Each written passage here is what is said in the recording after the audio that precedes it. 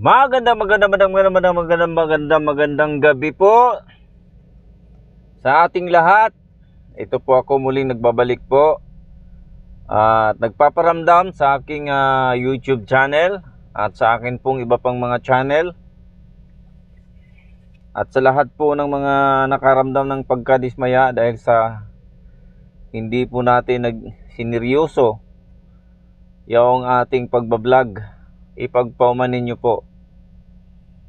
Hindi man po katanggap-tanggap yung dahilan na sa inyo, wala tayong magagawa. Yun po kasi talaga yung dahilan. Ano po yun? Yung pangangailangan po ng ating mga mahal sa buhay. So kailangan pukusan muna ang trabaho. Hindi naman po kasi tayo sigurado sa ating kalagayan bilang nagbablog. Dahil hindi naman po lahat talaga siniswerte. Ganun pa man po, hindi ko ibig na hindi po ninyo malaman ang akin pong naging karanasan, lalo na po sa mga kapwa ko TNVS driver. Itong nakaraan lang po, tayo po ay nabiktima ng pangi-scam.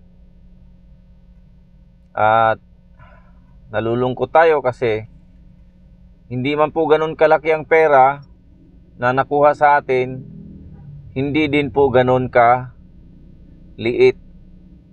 Kumbaga sa isang katulad ko po na mahirap lang, ang perang yaon ay mahalaga po sa akin. At ipuay po, yung pera na yon ay inutang natin sa ating pinagmamanihuan po na TNBS. Yun po. Kaya medyo mabigat po. Gusto ko pong ibahagi sa inyo kung papaano po nangyari at bakit ako nabiktima. Kasi po, hindi naman po tayo mabibiktima ng ganun-ganun lang. Kaya lang, kung bakit nga po, pakinggan nyo po. Noon pong June 19, alas 7 ng umaga.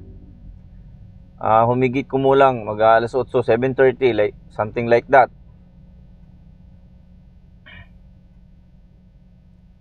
May dumating pong booking sa akin. Booking through apps. Siyempre po, dahil yun ang ating hinihintay, yun po yung aking hinihintay, siyempre accept agad. Nung inaccept ko po, mga ilang segundo lang ang nakalipas, wala pang 1 minuto, tumawag yung nag-book. At ako ay pinapatabi, pumarada daw ako sa maayos na lugar, na tila baga nag-aalala na baka may mangyari, Ang sabi niya ay mayroon daw aayusin sa aking account. Mayroon daw siyang PM, may message request diya sa aking messenger, puntahan ko daw. Di pinuntahan ko. Tapos po ang nangyari, nakita ko nga po sa message request niya ay nagpakilala po siya na empleyado po ng TNBS na kung saan ako napapailalim. Kumbaga kung saan ako under na TNBS, doon po siya. Kumbaga nagpakilala siya ng ganun. Ultimo yung kanyang logo, yung kanyang headings ng kanyang messenger, yung sa profile niya, yun ang nakalagay. Tapos sinabihan ako na makipagkaisa daw ako dahil daw mayroon daw aayusin sa aking apps, sa aking kumbaga sa apps na ginagamit ko sa pamamasada. Kaya dapat daw sumunod ako. Kaya naman nagsunod-sunuran ako at dumating sa point na yun nga, nananakot, i-deactivate daw ang aking account. Alam niyo po, mga kaibigan, mga followers, mga subscriber, mahalaga po sa akin ang aking trabaho. Dahil yan lang po ang ikinabubuhay ng aking mga mahal sa buhay. Kaya ako, nagiging alipin ako doon sa aking kalagayan doon sa ginagawa nung dahil nga sa kagustuhang ayaw kong mangyari yon na ako ay ma-deactivate. Ganun pa man ang ginawa po ng scammer po. Noong nandoon na po kami sa Messenger, naglabas-pasok na po kami sa iba't ibang apps. Pinag-download niya ako ng apps na link to Windows. Tandaan nyo po yon, mahalaga ho yon, link to Windows. Yun po ang ginamit niya para mapasok niya ang buong sistema ng aking cellphone. At siyempre hindi naman po niya magagawa yon kung wala po akong contribution. Pati yung database ay yung data privacy, pinapakialaman niya yon. May mga ina-allow siya sa mga apps ko, inalaw niya lahat yon. So napasok niya totally lahat. Tapos po nakita niya na may pera ako sa aking account. Pinatransfer niya sa ko yon, sa P-Wallet. Pinatransfer niya sa P-Wallet, pinatransfer niya sa GCash. Noong pagdating ko sa GCash, ito liliwanagin ko lang Pagdating ko sa GCash, pinapa-open niya yung GCash ko. Hindi ko po inopen yon kasi nga medyo kinabahan ako Kasi ang pera na nandoon, nasa 40 mil na po. Kulang-kulang. Hindi ko yon binuksan. So, ang ginawa ng scammer, nagpabukas ng ibang apps ko, yung PMaya. Nagbukas ako ng PMaya kasi alam ko ang laman ng PMaya ko 6 pesos lang. At nag-open ako doon at nagbigay na nga ng OTP. Binigay ko rin yung OTP kasi nga sa paniniwala ko nga na ay PMaya naman po yun. Wala namang lamang pera doon. Ganun pa man, hindi ko sinasabing tama yung ginawa ko na yon. Dahil kinonsidered ko na walang laman kaya ako binigay.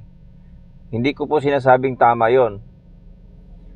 Mali po yun. Kaya wag ninyong gayahin po yun. Yung aking kahibangan, yung aking katangahan, wag niyo pong gayahin. At sana maintindihan po ninyo ako sa sitwasyon na yan.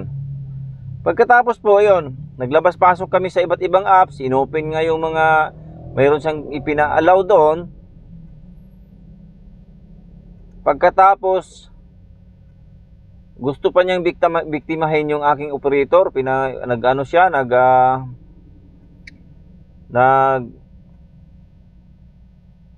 Ginawan kami ng group chat, kaming tatlo. Salamat sa Diyos kasi ang aking operator po is aware na, alam niya na. Ako lang po ang walang alam. So sinabihan kaagad niya, sino ka? Manluloko ka, ginanon niya. So tumigil kaagad, nawala bigla yung scammer. Alam niyo po, sa pag-aakala ko, ako kasi, ang hindi ko po kasi alam na, ang alam ko kasi OTP, through OTP, halimbawa, naibigay mo yung OTP ng iyong GCash, ay doon lang makukuha yung pera. Ang nalingid po sa kaalaman ko, concentrated lang po ako sa OTP, yun pala po, sa QR code niya ako dinali. Sa QR code po niya ako dinali. Ganun po ang nangyari. Kaya po ako nakuhanan po ng pera. Ang sa akin po, sana maging aware po tayo sa mga scammer. Sana po ako na lang. Wag na po tayong payo ko lang po, sana wag na po kayong mabiktima. Tignan nyo po yung mga istoryang sinasabi ko po.